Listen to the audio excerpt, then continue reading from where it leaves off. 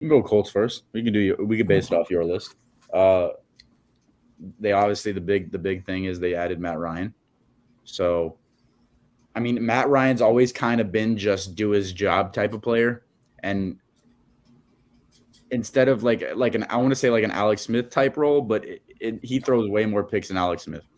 Matt Ryan is a Matt, mistake maker. It's an upgrade from Wentz, but I don't think that's what's put you guys over the hump.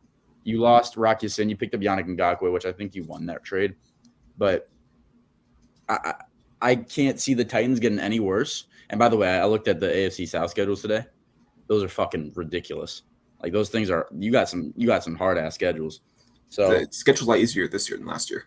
is it really? You guys have like the whole NFC West division this year, and you guys got the NFC South. That's last year. We had the NFC West last year. You guys played the. Oh, I'm thinking because we did I'm thinking about the. Never mind. I'm thinking about the NFC South because I did those today too. But anyways, yeah, I don't think the Colts got that much better. I still do think they're the second best team in the division, and they could definitely be the first, depending on how the Titans play. But Titans really didn't lose much, and that's why I'm going with Titans still. I don't think much changes. I think it kind of ends how it ended last year. But I basically put the Colts will end somewhere in between 9 and 11 wins.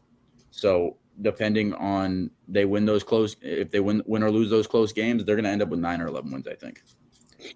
So obviously the big acquisition of the offseason was Matt Ryan, right? Mhm. He was the big time trade. You got rid of Carson Wentz for a future 2/3. One of the thirds can potentially turn to second round pick. You got Matt Ryan back for a third, which I think is Yeah, crazy when you think value wise. amazing. And I just don't think some people realize how big of an upgrade Matt Ryan is going to be for Carson Wentz. I'm going to go ahead and read you these stats. I saw this earlier on Twitter today, Okay, go ahead. right? And I'm going to go ahead and read you these stats. Let me just go and pull it up real quick. Um, just give me 1 second. I have it right here. All right. So these are just four different stats comparing Matt Ryan and Carson Wentz, right? Okay. On target throws from a clean pocket this year. Matt Ryan ranked ninth in the league at 82.7%. Carson Wentz was 30th in the league at 77.1%. On target throws on passes that were not screen attempts, Matt Ryan was seventh at 76.5. Carson Wentz was 31st at 68.8%. On target throws when they're under pressure, Matt Ryan was third in the league at 71.7%, and Carson Wentz was 26th at 58.9%. And then on target throws on passes 15 plus air yards, Matt Ryan was fifth at 63.7%, and Carson Wentz was 16th at 55.8%. Most of those stats, Carson Wentz was at the bottom of the league, all of them bottom half of the league. And while Matt Ryan was top 10 in all Yeah. those stats. And those are just stats, just accuracy stats, which was a huge problem for the Colts last year. The Colts last year were bottom three, I believe, in yards after catch, a year after being top three in the league in yards after catch with Philip Rivers. And they have most of the same receivers. There was just one difference, though, which was Carson Wentz. The accuracy did not allow a lot of opportunities catching the ball there wasn't a lot of opportunities getting yards after the catch. And I mean, I just think Matt Ryan's going to make all the difference in the world uh, from Matt Ryan. I here's my stance on that is there's no debating Matt Ryan is a better quarterback than Carson Wentz. I am not here to fight that. What I am here to fight is I don't think it's a 3-win difference. I just don't think it is because yeah, you're pulling up all these stats from last year, but I hate hearing that comparison, these comparisons. It's a completely different team. It's a completely different scheme. You have no idea what's going to go on. And that's why I just kind of stick. It was kind of a weird situation for this division. I kind of just stick to what it was last year, but it's completely unpredictable. And I don't think Matt Ryan makes the biggest impact. And you think about the Colts roster, you guys have the best left guard in the league, no doubt about it. You have a top 3 or 4 center. You guys, who's your starting left tackle? Bernard Raymond. It's going to be a battle between Raymond and Matt Pryor, probably. Okay, and that's blindside protector. Matt Ryan's coming from 10 solid years of Jake Matthews. Don't get me wrong, Jake Matthews isn't a top 5 tackle. Matt Ryan was the most QB in the NFL the past 5 years. That's what I'm saying. And he's going to a worse tackle group over there. It's just there's no debate in that. If you want to base it off stats, they are. Worst tackle, Braden Smith on the right side. Braden Smith's amazing, but that's not Matt Ryan's blind side. That'd be great for a left-handed quarterback. Braden Smith's amazing, no doubt about it. You have Nelson, you have Kelly, you have Smith. That's one thing I can't hate on you guys for. You guys have great O-line pieces, but you guys have gaps in the wrong spots. That left tackle is not a spot you want to have a gap at. Trust me, I know. Yeah, I mean, I don't care too much about blindside stuff now. I just feel like that's been a little overblown in the past couple of years. I don't know about that. But I mean, it's a bit of an unknown, right? Because I mean, Matt Pryor played some good snaps last year when he played. Bernard Raymond, we have to wait and see. He's only played tackle for about 2 years. He was a tight end originally coming to college, but he's shown big improvements and he's very athletic coming in. Cross player. And at the same time, one more thing I wanted to say about the Wentz versus Matt Ryan thing was Carson Wentz last year, the Colts had 9 wins, which is, won most of their over half their games. Carson Wentz had 0 game-winning drives last year. So basically, anytime the Colts needed the QB to step up to do anything, he just didn't come through. You could think of back to the Titans game. It was a tie game. They get the ball 2-minute drill. He decides in the end zone, instead of trying to throw it at the feet on screen, he tries to extend the play, throws with his left hand, pick 6. 100%. Unexcusable. But Matt Ryan makes a lot of mistakes, Zach. Matt Ryan last year had 4 game-winning drives last year. There's 7 wins. 4. I mean, he has the nickname Matty Ice for a reason. Could you pull up those games he had those clutch comebacks? Because we have time.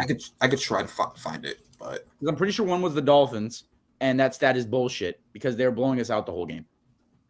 It's game-winning drives in the last drive. Yeah, okay. Get your team to the 4-yard line and let Young Wei Koo kick a bomber.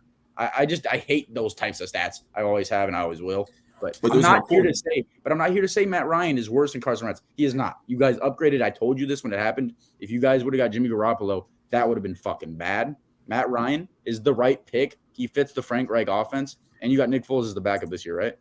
Yeah, and yeah, I mean, one thing is the scheme as well. A big part of what the Colts schemes the past couple of years has been running mesh styles and stuff like that. But Carson Wentz was not good at throwing those routes. He's not good at throwing across the middle of the field. So now the Colts can go back to the schemes that helped them when they had a Phillip Rivers, when they had an Andrew Luck, when the offense was at its peak. The Colts offense last year had the second best rushing offense in the NFL, but they were 26 in passing yards. Because obviously, I mean, well, your receiving group is ass though. Still hasn't changed.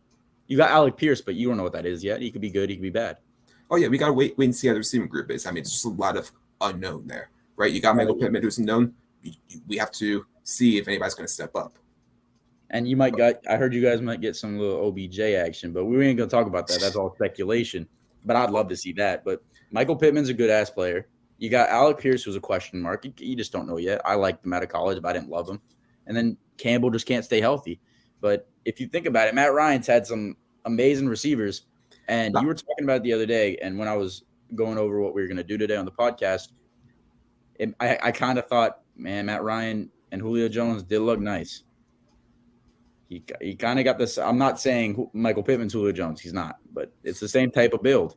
Those deep threat up ball guys. So it's – I mean, I'm excited for the Colts, actually. But I just don't think they change as much as Colts fans think they will. Although I will say, it's pretty scary red zone group with John Taylor in the backfield. You got 6'4" Pittman, 6'3" Alec Pierce.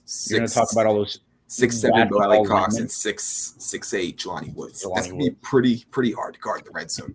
But even on the defense, they traded, like you said, Rakusine for Yannick Ngakoue. Yannick Ngakoue has been one of the most consistent pass rushers since he's got to the league. He's, I think, the only player besides Aaron Donald to have 9+ sacks since he was drafted.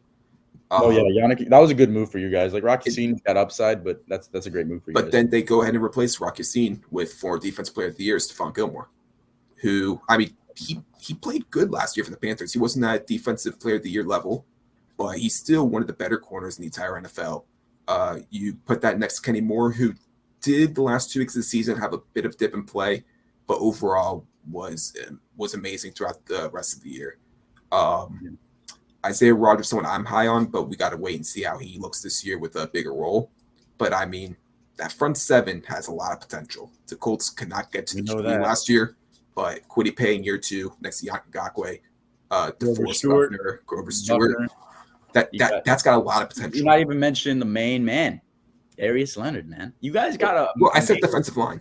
Well, I thought you said front seven, but No. You guys got an amazing team. But one thing about the defense is Stephon Gilmore, by the way, that was the best move you guys made this offseason. $10 million for a corner that hasn't proven he's bad yet. That's amazing. So the only concern is your safeties. I think, do you guys have Nick Cross starting as of right now? No. So, well, it depends. It depends if Blackman's out, but they signed Ronnie McLeod. I can't pronounce it. Yeah, that's not good though. Oh, Ronnie McLeod was he's been there, but I've seen so many plays of this guy just blowing coverages in the Eagles playoff games.